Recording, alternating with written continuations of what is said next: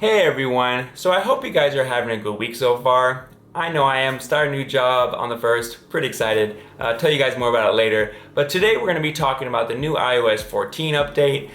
Basically, the new widgets, ones you can buy from your store. I'll give you an example of one not to buy too, because there are some widgets that were around that were only in-app only and they're not meant for iOS 14, so to kind of give you that way you know what you're looking for. We're also going to, go around and show you guys how to reassign your browser and then clean up your pages with the Apple Library. That way you can have more of a clean look if you want it, or if you want to leave it with a bunch of pages, that's really up to you. So come on, let's go take this little journey and have a little fun.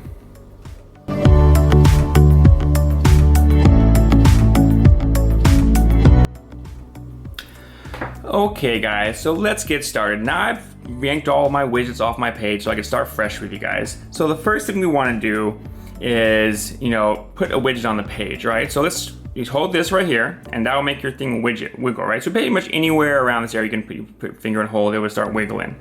Now at this point, you want to click this little plus sign right up here. This will give you your app that you can add to your page, right? So with me, I'm looking to add a few kinds. So I want to add, my SoundCloud. Now, it will give you an option of what style you wish to drop it, and there's a variety, right? And this will vary a little bit by what kind of app it is. But for me, for SoundCloud, I just want the basics. So I'm gonna pick this one, and then you're gonna hit Add Widget. So I'm gonna move this actually over here because I want it toward the bottom. So next, I want to add a clock widget to my page. So I have an app called Color Widgets that I downloaded, and there's actually a few custom ones you can get, which I prefer over the stock ones. And I will go over something to watch out for when you're getting these widgets, especially if you're paying for the premium. So I'm gonna go into Color Widgets. Now it's asking me which kind I want. I think I want the banner, and I want the Halloween style because I had actually set that up. I just removed it just now for this video, but I have it up and so I want it to stay Halloween style because obviously it's Halloween's coming up. So put there, and I added that, right? So now I have two widgets on my page, and we don't have to stop. Now Apple has a really fun widget which I like called the Smart Stack. So basically, when you look through here, right, and if you don't see it here, which you can, but there it goes, Smart Stack. So I can click on that. Now Smart Stack, what it does, it automatically rotates the widgets to show you the most relevant information throughout your day, right? So it makes it a simple way of doing that. So basically you'd click on it, of how you want to look. So I want this style again, and I'm gonna move this actually to the next page. And basically what this would do now is as the time passes, as you can see as I flip through it, it lets you, it will kind of guess when I need the right app, to be in this widget. So a pretty cool thing to have. Now I want to add one more app, so we're gonna go in here again. And this time I'm going to add just the weather because I like having the weather on my page. I like knowing if it's gonna be cold or not. So we're gonna add that. And I'm actually gonna move this back over to the main page because this is where I think it should be.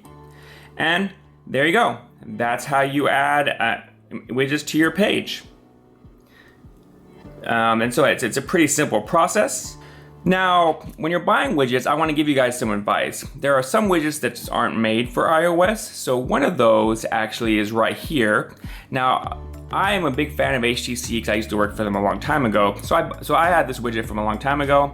I was hoping they would have adapted to iOS 14, but this widget is only inside the app. So you can get this, you can select it, right? You can even, customize it whatever you want, but this will never be on your page. So just make sure when you're picking a widget out, that it's basically iOS 14 compatible. And so things like Color Widget are an example, and there's a few others, but this is obviously gonna keep expanding over time.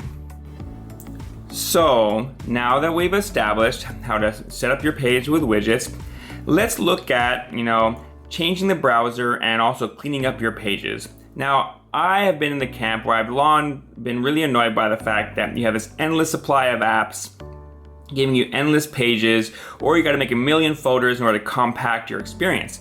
So the entry of the Apple Library for me was a really good thing. So for example, as you can see, I only have 2 pages and it goes to my Apple Library. Now, to do this is really simple. Once again, you're gonna hold this, get the wiggles, right?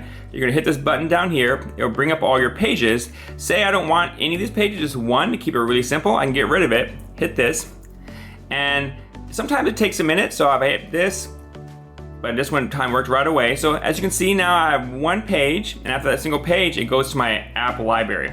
Very simple, keeps everything compact. It's not a mess. I feel like it's a lot more organized. So pretty cool, right? Now if you want to change it back, you're welcome to. Now you can always hold it again, right? And then get the wiggles, then go to down here once again. And then if you want to bring back your page, it will be saved just like you left it, which I think is really cool. Hit that, and then once again, hit done. And now once again, I'm back to 2 pages. And as you can see, it's back to exactly the way I left it. So pretty cool stuff. Now, next we're gonna move on to how do you set your browser. So first thing, we're gonna go to settings. Now, as you can see, I was already here. So basically you can go to the app you need. So pick any browser app you want because the setting will be in there. It will ask you if you want to make that your default browser. Currently have it as Chrome. Let's say I'm gonna switch it to the Chromium from Edge from Microsoft. And then that's it. Boom, now it's set. Now that's the default browser. It's really simple, it's really easy. I know it's been kind of a thorn in a lot of iOS users for a long time because not everyone likes Safari. And that's pretty much it. So tell me what you guys think. I mean, do you guys like these new additions? I mean, how are you liking iOS so far? Please go down to the comments. I would love to hear you guys' opinions. And let's wrap this up. Well, okay guys, so I hope you enjoyed these quick tips on the iOS 14 for setting up your device. You know, the new widgets are a fun tool to have, whether you're using the ones internally or you're downloading apps off the store. You know, now that we can change our browser, it allows us to choose how we surf the net, and I know a lot of us have been waiting a long time for that. You know, I really think I love how the App Library also cleans up our pages for us. So for those of us that hated having never-ending apps and never-ending pages, I think it's great that it's gone. So until next time, guys, if you see me at the bar, like always, let's share a drink together. And until then, I'll see you. Bye.